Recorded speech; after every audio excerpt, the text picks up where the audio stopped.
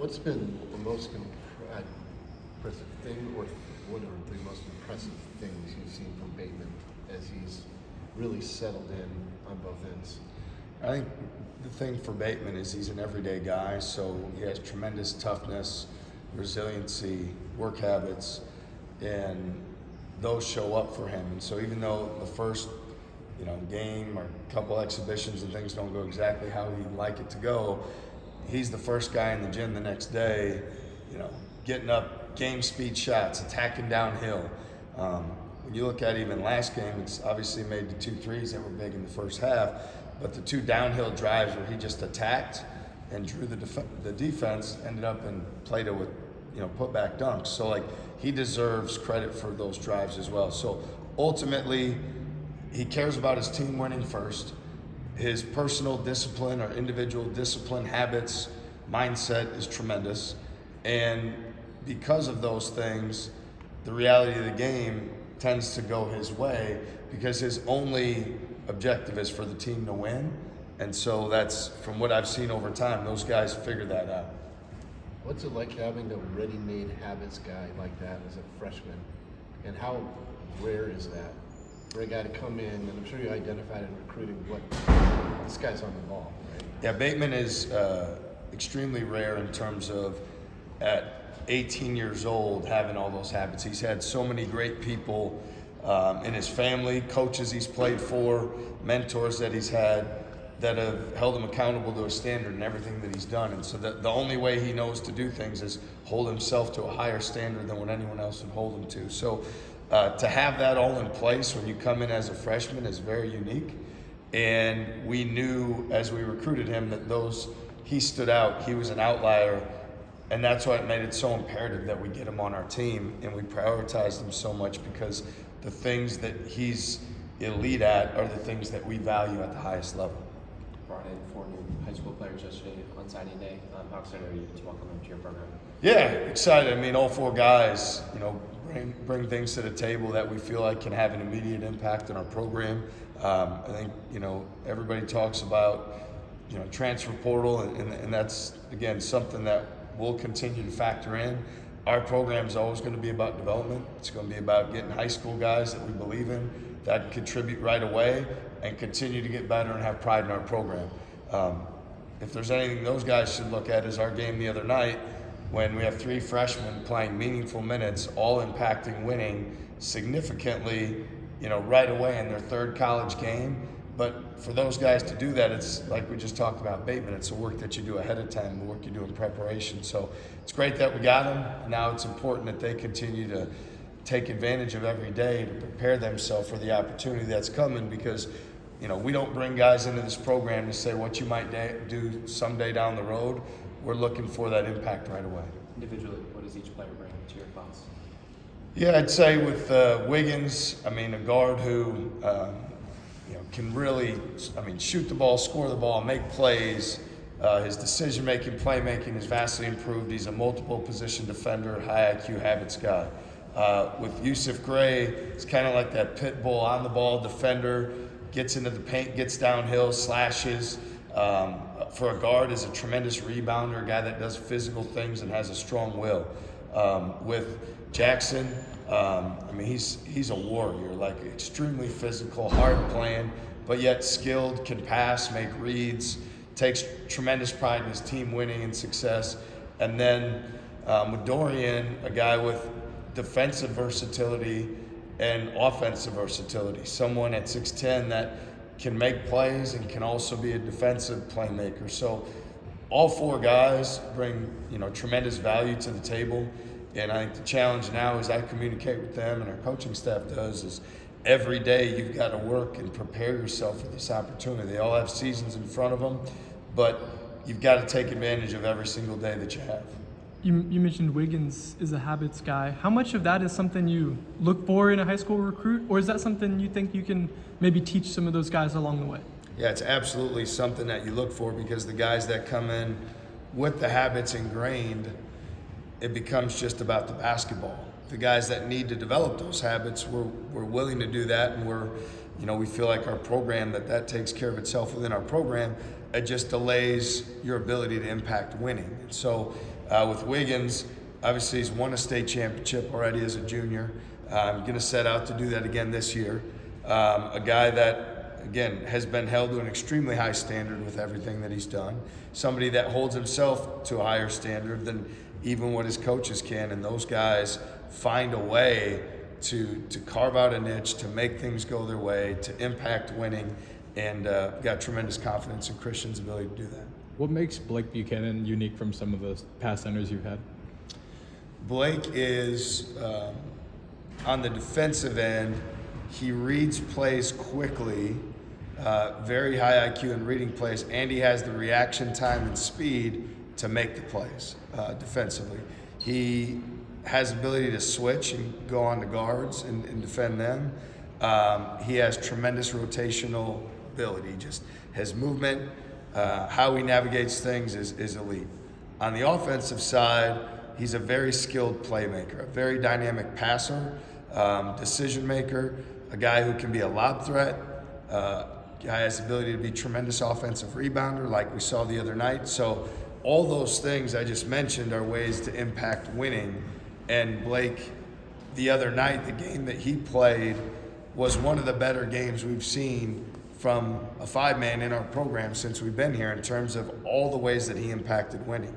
And I'd say that, and Blake still has room for growth and development. And when we brought him here, we had tremendous confidence and belief in what he could be. And what we saw the other night was an example of that. Now it's the consistency. That's what it needs to be every single night, because the first few games he was playing with some fouls because he wasn't quite as aggressive defensively. On Monday, he was extremely aggressive defensively, which always put him in the advantage. And then he was aggressive offensively as well. So those things go hand in hand.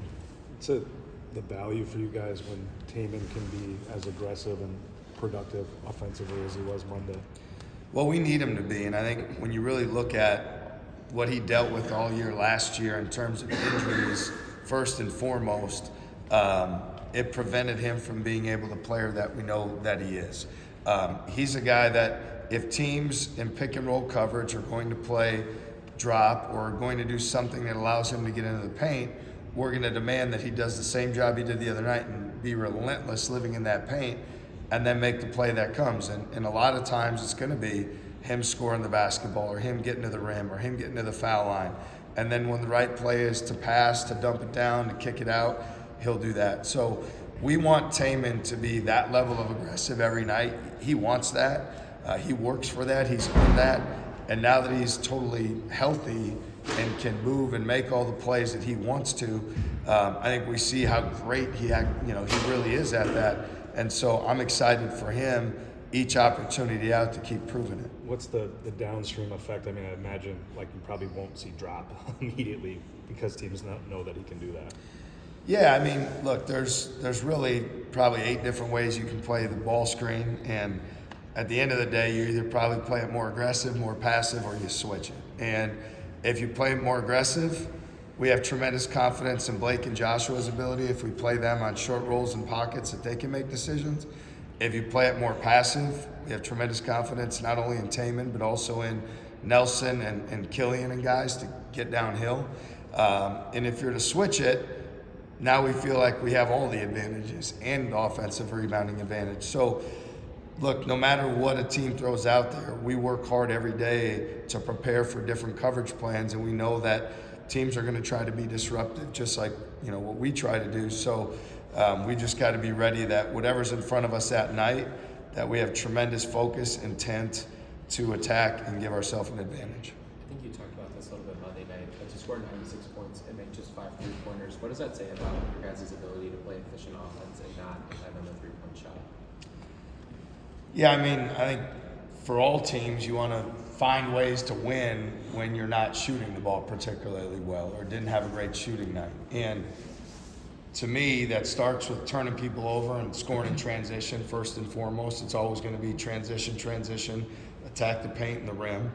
And then certainly running effective offense, continuing to get in the paint is part of that. And then the offensive rebounding is a huge part of it as well. And the last 2 games, as we've done better in that department, you've seen our scoring go up. So, anybody that ever looks at our team and everybody, wants to talk about like, oh, we're a defensive program and that, it's partly because we want to get out and transition on offense and we want to score more. The best way to do that is advantage situation, 4-on-2, 5-on-3, 2-on-1, those type of situations. You're at a tremendous advantage. So we want to create that advantage in transition as often as possible. So there's going to be nights that we shoot the ball great. And that's awesome, and we want to be successful on those nights. And we also want to build a winning formula for our team and our program that says, and if we're not shooting well, we still can play great and be efficient by attacking the paint, foul line, offensive rebounds, scoring at the rim. Chris Jan said that he felt like your freshmen are ahead of schedule. Have you felt that at any point this season so far?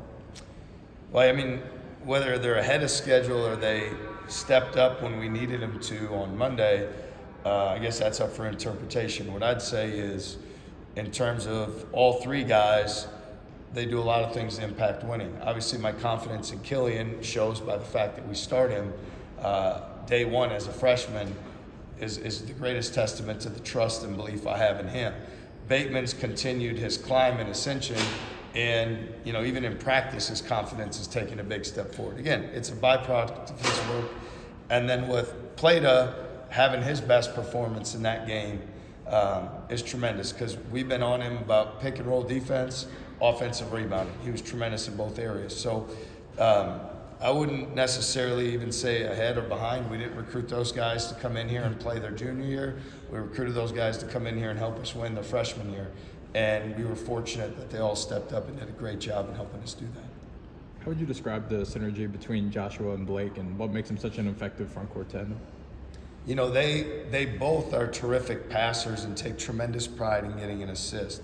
And there's nothing better than those guys taking care of one another and getting each other easy baskets. And so whether it's Joshua in transition and Blake rim running and getting the dunk, whether it's a two-man game that they have and on the empty side and Joshua hits Blake on the pocket and he gets the and one, whether it's we're in our 5-out offense and Blake's able to get Joshua on a quick post-up or a cut, those guys have a lot of confidence in one another and they work for that every single day.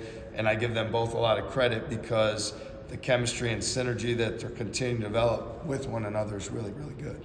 You've talked about the passing of your big men. How much is that something that you guys enjoy being able to execute with every night?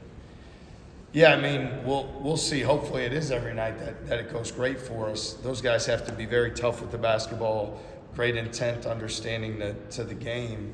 But their skill level at their size is terrific. And so that's something that we definitely need to lean into and put the ball in their hands. It gives us a feeling of like, we already start with 2 point guards out there. When you feel like you have a third point guard out there, because you can make decisions, out of your front court, even more valuable, even more ability to, to get back cuts and paint points and 45 cuts and interior passes. So pleased with the job they did the other night, but again, we're going to continue to need to do that every single night. We haven't arrived in that category. It's something we've got to have great intent and focus every day. On Monday, what were the factors that led to Milan maybe staying a little bit less minutes out there than we're used to? I would say that at the end of the half, we went on a 26-6 run. Guys on the court were Heisey, Nelson, Bateman, Taman, and Blake. And so just like we tell our guys every single day, make it go your way, it wasn't anything Milan did or didn't do. It was the fact that those guys were making the game go their way. And so we're going to see night in and night out. It's just like opening night, nobody made the game go their way more than Milan, right? And so I think when you have 10 guys that you're putting in the game, and we're telling them there's not a natural rotation, it's production driven. Have your night tonight, and we'll continue to give you those opportunities. And I felt like that run at the end of the half was the best 4 minutes of basketball we've seen our team play this season, whether game or exhibition. So I would be a fool not to honor those opportunities again in the second half to the guys that, gave us that great run at the end of the half.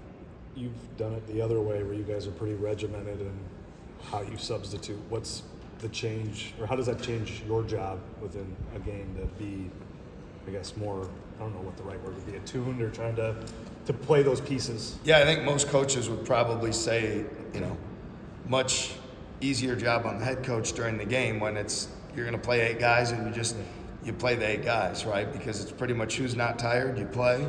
Who's not in foul trouble, you play.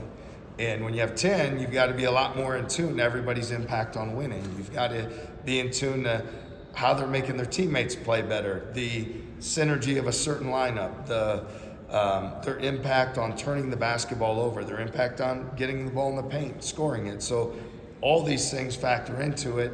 And ultimately, there's a big part for me where you're watching someone's body language, their energy, their excitement. How excited are they for teammates? Do they have a smile on their face? Are they having joy out there playing? Because usually the guys that are having the most fun are the most in the moment. And, as we had that last possession before the half the other night, and you could see Bateman gets a rebound, snaps the outlet to Heisey throws the ball to Nelson, and 5 guys on the court all feel, man, like that felt great. We have a smile on our face. We have energy going to the locker room. Like, that's what you want. You want it to look like that. So for me, I'm looking for the guys that can make it look that way, and it's a huge benefit for us to be able to have 10 guys that we have the trust in to put in and give those opportunities, and we'll continue to tell all of them. It's the guys who start have the ability to have an immediate impact. The guys who come off the bench have the ability to make an immediate impact. And then once everybody's had opportunity, we look and see, who's been the best at, differentiating their group, themselves, impacting winning the most. Do you have a sense of if at some point that more regimented approach will have to take hold, or whether you can go the 10-man feel approach indefinitely? Yeah, I mean, right now we're just what we're doing right now has worked well, so we're going to continue to do what we're doing. I think as a coach, you always have to have the right amount of stubborn of when is this working, when is it time to adjust. We'll factor that in if that situation presents itself. But right now, it's been a really big positive for us. We've loved how we're doing it. I think it has elevated everybody's level of play in a positive way. So we'll just take it one day at a time and see how it goes. Thanks, guys. Well, Appreciate it. Thank you. Thank you.